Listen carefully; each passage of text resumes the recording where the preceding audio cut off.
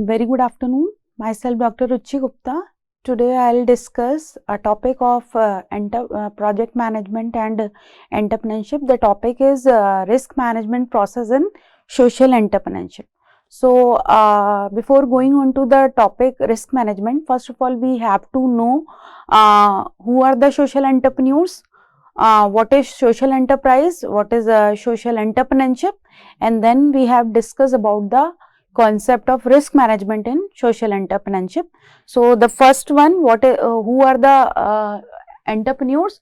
So, as I have already discussed in the previous lectures that entrepreneurs are the persons who just want to start their own business, or who just want to start their own new enterprise, and they are self motivated, they have having some decision making power, so they can become an entrepreneur.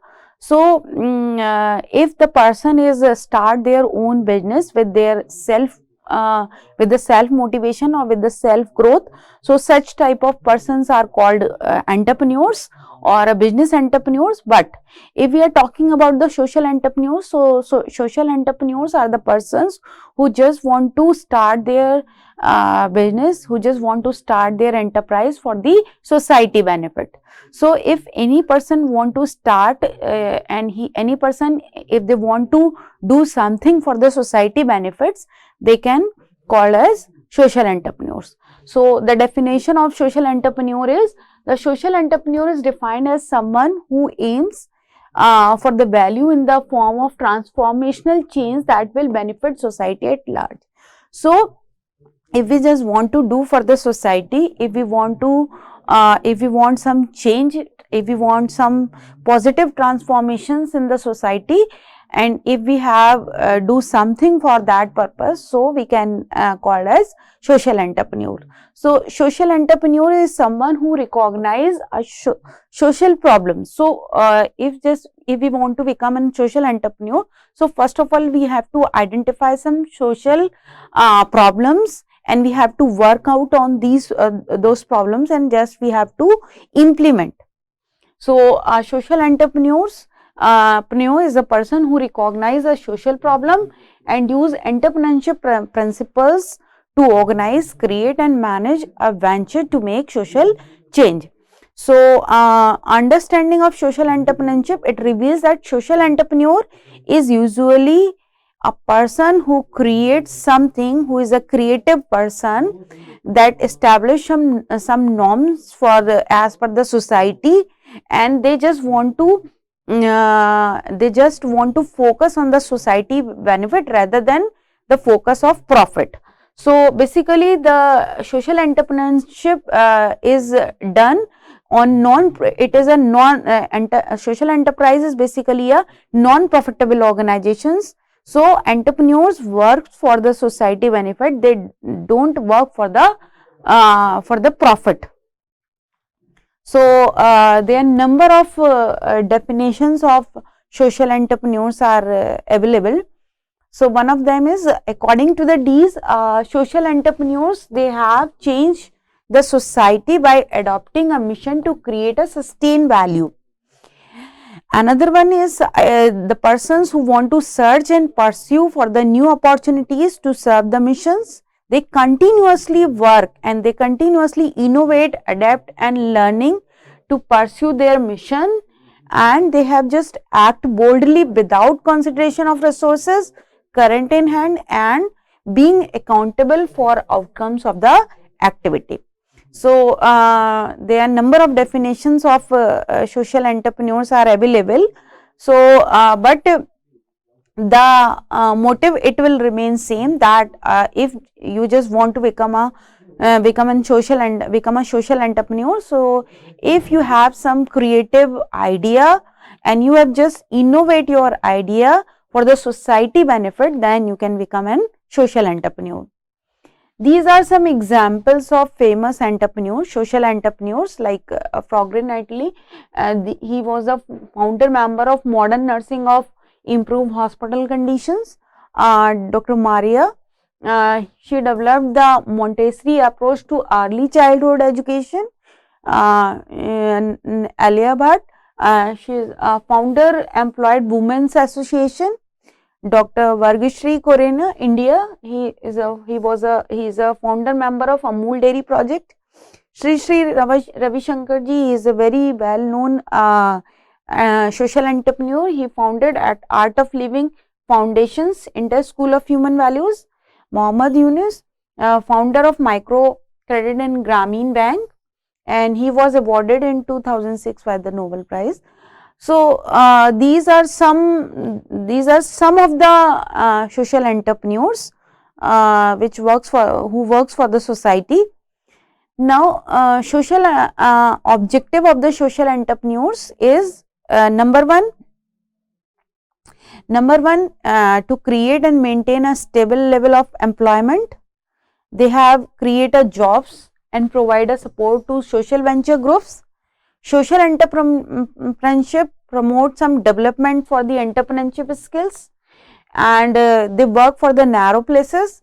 Social entrepreneurs, they create a social innovation and changes in the various areas. It means if you just want to become a social entrepreneurs, you can choose any one of the field, like you can choose education, you can choose health, you can choose environmental, you can choose business development. So in any of the field you can work for the society benefit.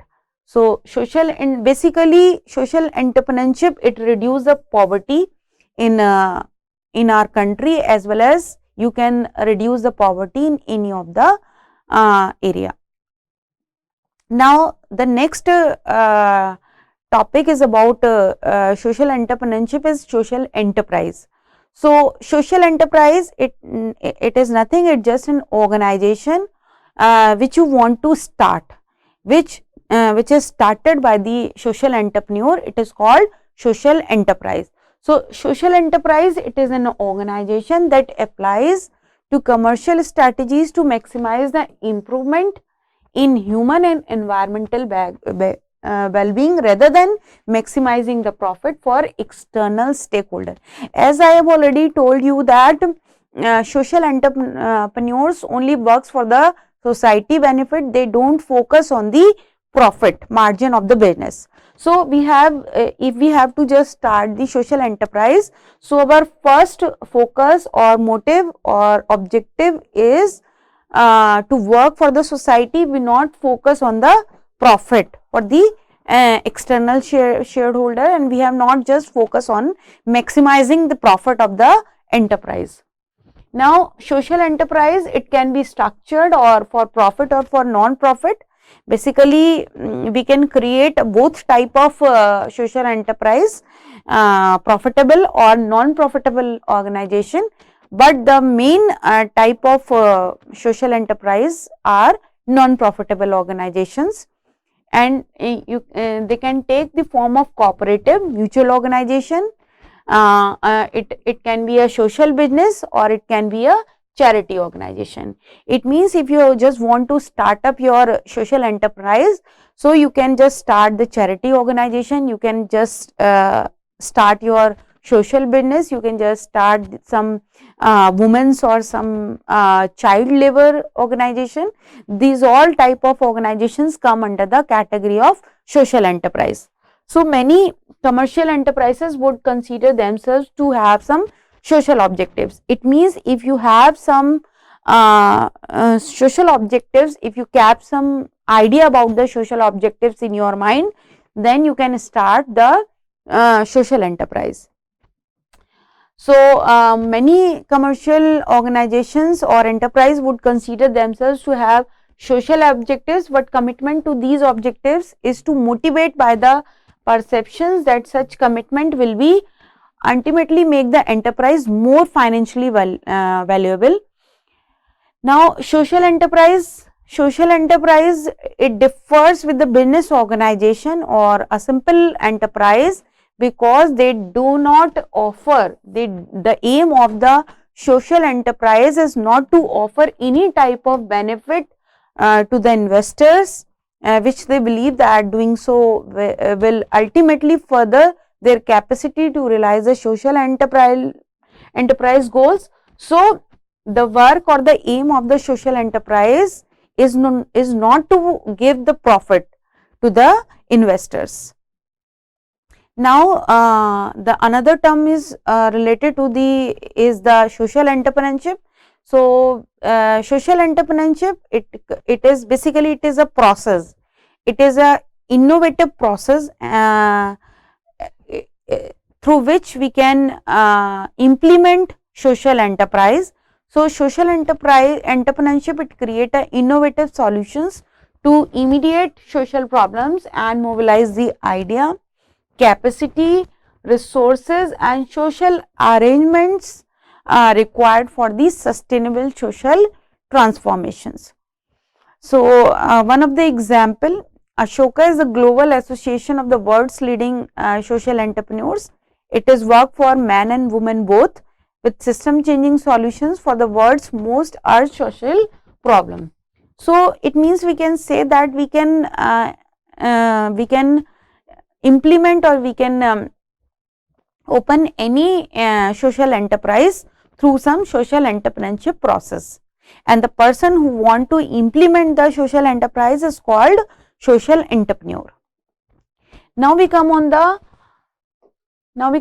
our topic, that is a risk management process for the social entrepreneurship. So, once we have to start our social entrepreneurship, or once we have to start our social enterprise, then risk factor is to be considered, because risk is the major causes of the loss of any organization, or risk is one of the major factor through which we can degrade, through which we can go for the loss. So, risk, we have just considered the risk before starting the any organization or any enterprise. It may be a social enterprise or it may be any business organization. So, risk management process, it is an essential for public and private companies to approach risk management with some confidence. So, risk management, it consists a series of steps. It means if we have just want to start our enterprise, so we have just follow some certain level of step, and we have just work on step by step, so that we can easily identify the risk and we can eliminate the risk step by step. So, risk management process, it consists of series of steps when undertaken a sequence of enable continual improvement in decision making. So, there are basic 4 type of risk associated with the business, as we have considered at the time of any setup of any organization.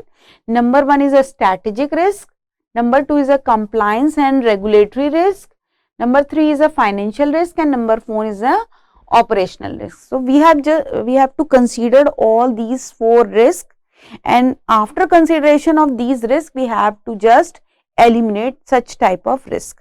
So, first of all, we have to identify that what type of risk is available in our enterprise.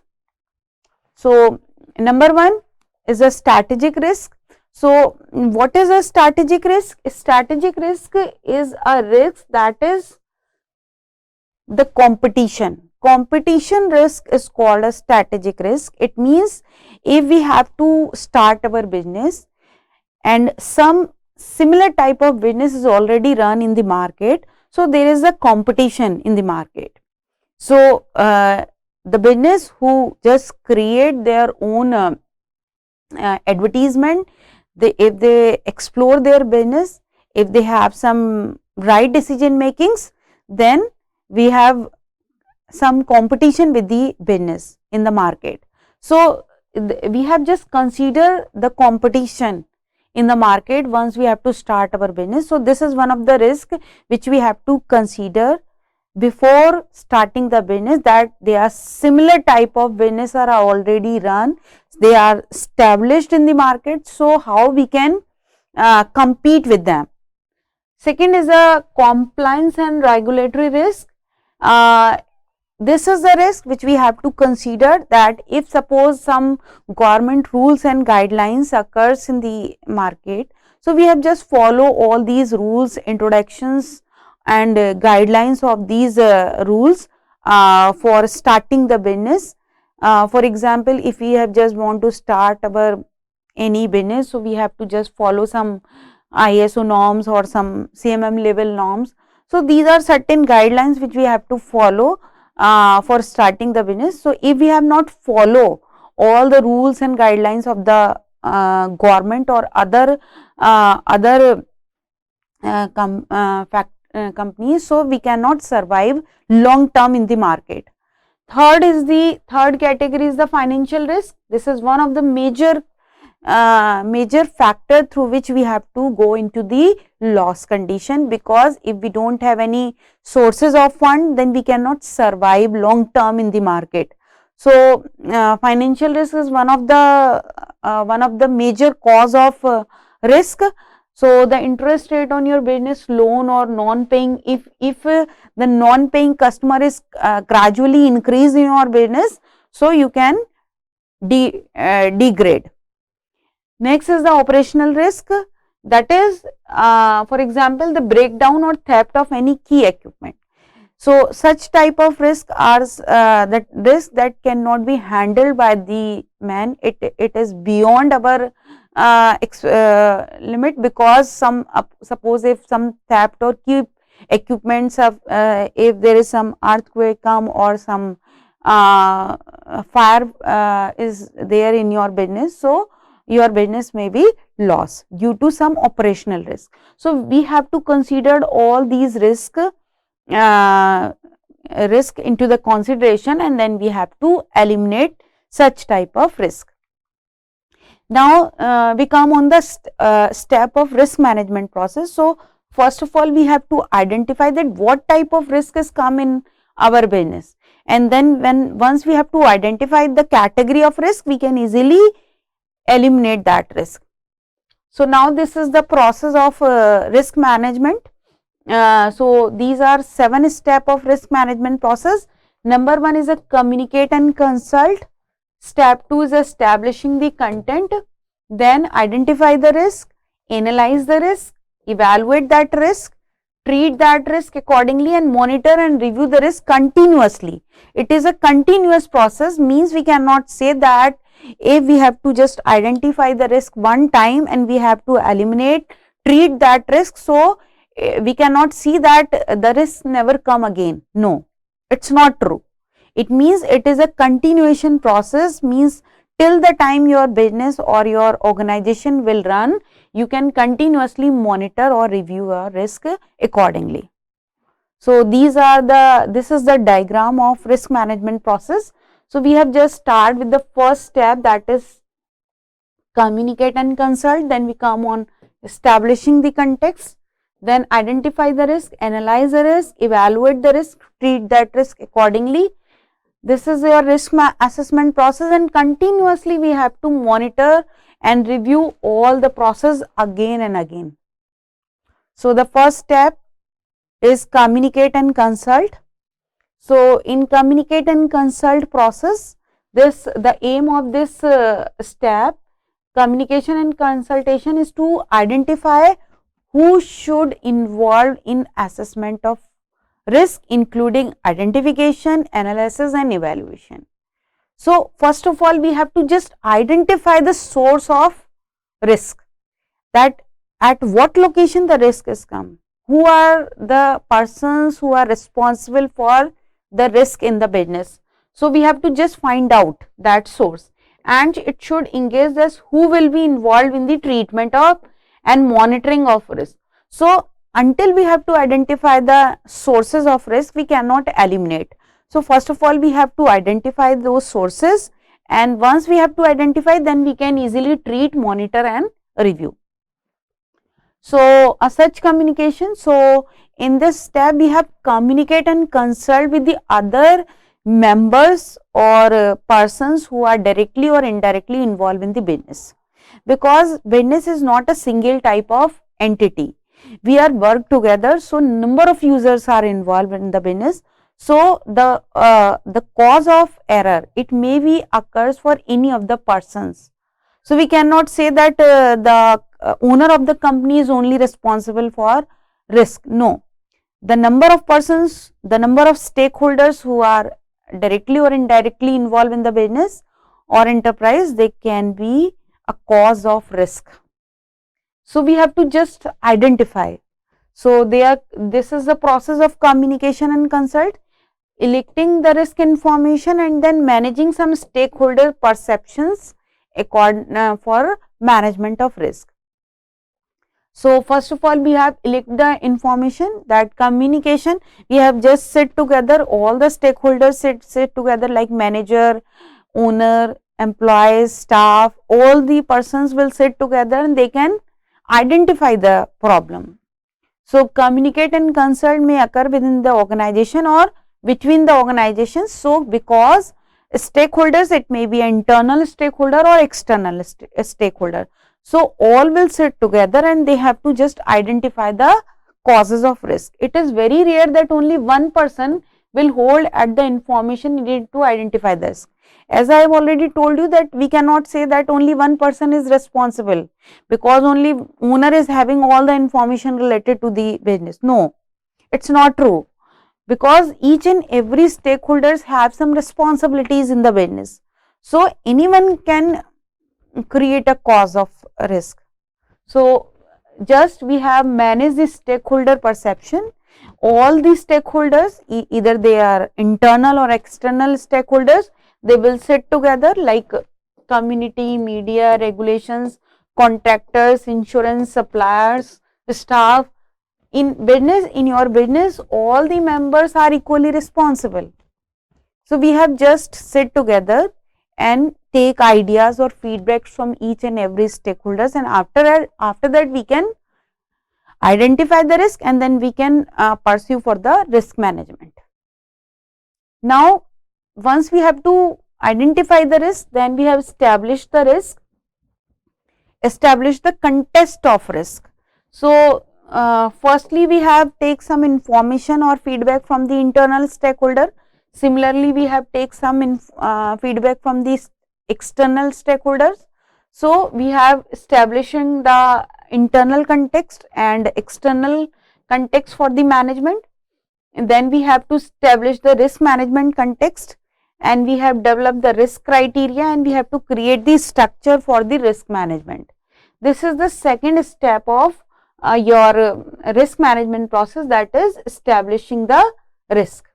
This is your second step of risk management process.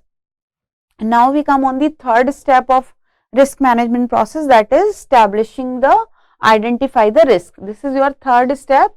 So once we have established the internal or external context among the risk, so we have just now identified the category of risk, and after identifying the category we have to just prioritize the risk. So which risk is to be considered first and which risk is to be considered next as per the priority. So risk cannot be managed unless it's first identified. So first of all we have to identify the risk.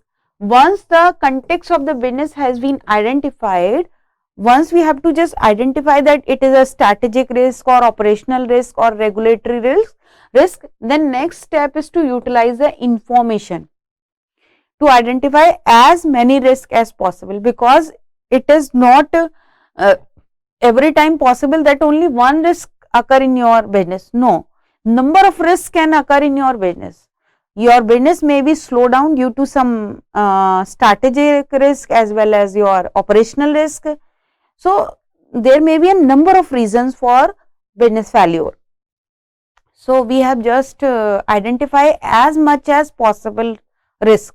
So the aim of risk identification is to identify the possible risk that may affect negatively or positively. We have just identified the impact of that risk, that how much impact of the risk on your business. So the objective of the business and the activity under analysis, what can happen, how can happen, why could it happen. So we have just identified all these things. Now once we have to identify the risk, then we can go on to the next step of risk management process, that is analyzing the risk. So analyze means during the risk identification process, a business owner may have some identify many risks as possible, but it is not possible to try to address all the risk which is identified. It is not possible to analyze all the risk which is to be identified. So, risk analysis step, it will assist to determine which risk have a greater consequence or impact than others. So, we have just prioritized the risk that which risk is more or greater consequence, which risk gives the more impact on the business, through which your business become failure rapidly, or we have to just check the consequence of that risk on your business. So, how we can check the risk consequence, how we can check the level of risk. So, this is the formula, risk is equal to total number of consequence into likelihood. So, risk analysis, it involves combining the possible consequence or impact of an event. So, how much time, if suppose some strategic risk is there, it is a competition risk. Suppose if a strategic risk is came over and over again, so we how many times we have go into the downfall due to competition. So, we have just checked the consequence of that event. So, we have to just focus on that strategic risk. So, we have how we can compete with others. So, we have just checked the total number of consequence of that event. So, what the likelihood of the event occurring, the risk result is the level of risk. So, on the basis of that consequence, we can identify that level of that risk. So, we can prioritize that risk, and we have just focus on that risk on the priority basis. Now, the next is once we have to analyze the risk, then we can easily evaluate the risk easily. So, evaluation process, it involves the comparing the level of risk. As I have already discussed that we have just identified the risk as much as possible, then we can categorize the risk as per the total number of consequence of that event. We can prioritize that event. Then risk evaluation, it comparing the level of risk during the analysis process with previously established criteria and deciding whether these risks require treatment. Now, we can decide the level of risk on the basis of comparison of that risk. So, the result of the risk evaluation is prioritization of the risk. So, we have just compare all the risk, and then we have sort out that which risk is to be considered first. How we can evaluate the risk on the priority basis, we have just decided on the basis of evaluation of that risk. So, in this process, we have to just give the priority list of the risk that require further action. Now, the step is about deciding whether risks are acceptable or need some treatment. It is also possible that the risk which you have considered or prioritized, it may need some treatment, or there is no treatment is possible, there is no improvement is possible.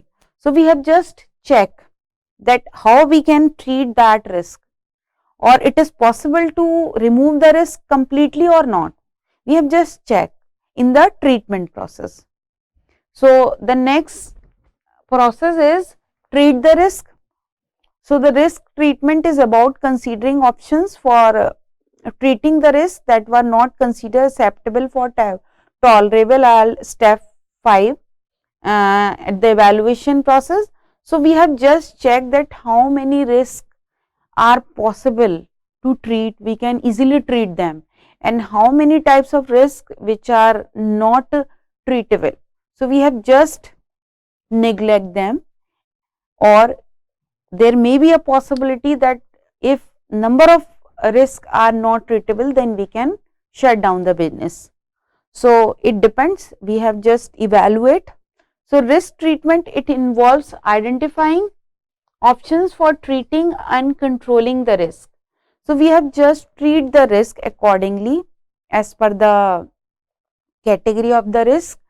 We have just apply some methods to improve or to remove that risk in order to reduce either we have to reduce the risk, or we can eliminate some negative consequence, or we have to just reduce the likelihood of an advanced occurrence. So in the treatment process, we can just reduce the total number of occurrence of that risk, through which our business have been go into the downfall situation. So risk treatment, it should be aimed to enhance the positive outcome. So the overall outcome of the treat the risk, we have to reduce the total number of negative consequence of the risk, and we have just increase the total number of positive occurrence or consequence of the risk.